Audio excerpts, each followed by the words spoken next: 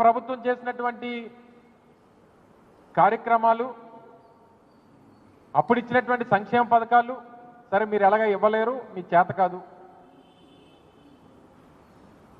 మీరు కేవలం ప్రజల తాలూకు ఆశల్ని, వారి నమ్మకాన్ని, వారు ఏదైతే ఈ ప్రభుత్వం వస్తే జగన్మోహన్ రెడ్డి గారి కన్నా మేలైనటువంటి పథకాలు ఇస్తారు, జగన్మోహన్ రెడ్డి గారు ఇచ్చినటువంటి సంక్షేమ కార్యక్రమాల కన్నా మెరుగ్గా ఇస్తారు, ఇంకా ఎక్కువ ఇస్తారు, రెండింతలు మూడింతలు ఎక్కువ ఇస్తారు అని చెప్పి పాపం ఆశపడి ప్రజలు ఓట్లేస్తే సరే మనం జీవితంలో అనేక సందర్భాల్లో చూస్తాం, నమ్మిన వాడినే మోసం చేయగలరు. మనం ఎవరినైతే ఎక్కువ నమ్ముతామో వాళ్ళే మనం మోసం చేయగలరు. ఆ రకంగానే గతంలో అనేక సందర్భాల్లో చంద్రబాబు నాయుడు గారు అంటే మోసం అని చెప్పి తెలిసిన,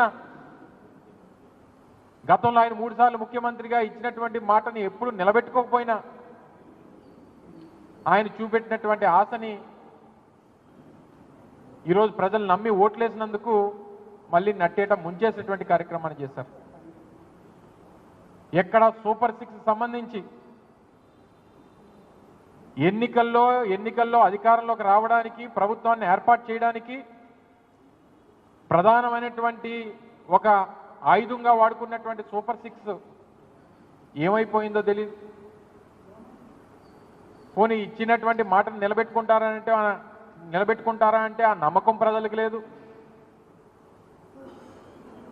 ఎందుకు లేదు అని అంటే గతంలో నవంబర్లో 2024-25 సంబంధించినటువంటి బడ్జెట్ని, సరే అధికారంలోకి వచ్చినటువంటి 6 నెలల తర్వాత మీరు బడ్జెట్ని ప్రవేశపెట్టారు. బడ్జెట్ ప్రవేశపెట్టినప్పుడు ఏం చెప్పారు? ఏదైతే అమ్మఒడి, మీరు దాని పేరు మార్చి తల్లికి వందనం అని చెప్పి పేరు మార్చి 5,300 కోట్ల రూపాయలు అందులో పొందుపరిచారు. ₹1 విడుదలైందా? ఎవరికన్నా ఒక తల్లికో ఒక బిడ్డకో ₹1 ఇచ్చారా? లేదు. రైతు భరోసా కింద ఏదైతే మీరు అన్నదాత సుఖీభవ అని చెప్పి పేరు మార్చి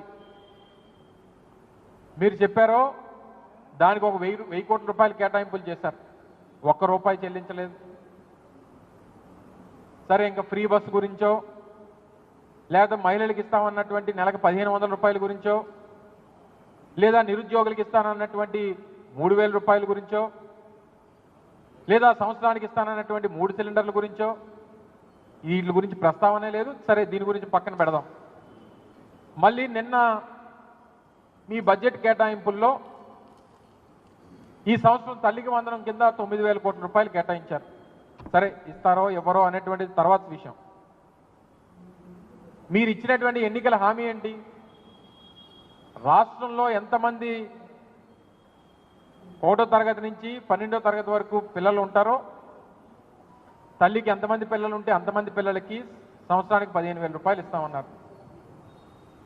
ఎందుకంటే గతంలో మేము ప్రభుత్వంలో ఉన్నాం, మేము అమ్మఒడి కింద అనేక పథకాలు అనేక సందర్భాల్లో 5 సంవత్సరాలు వారికి 15,000 రూపాయలు చొప్పున చెల్లించాం.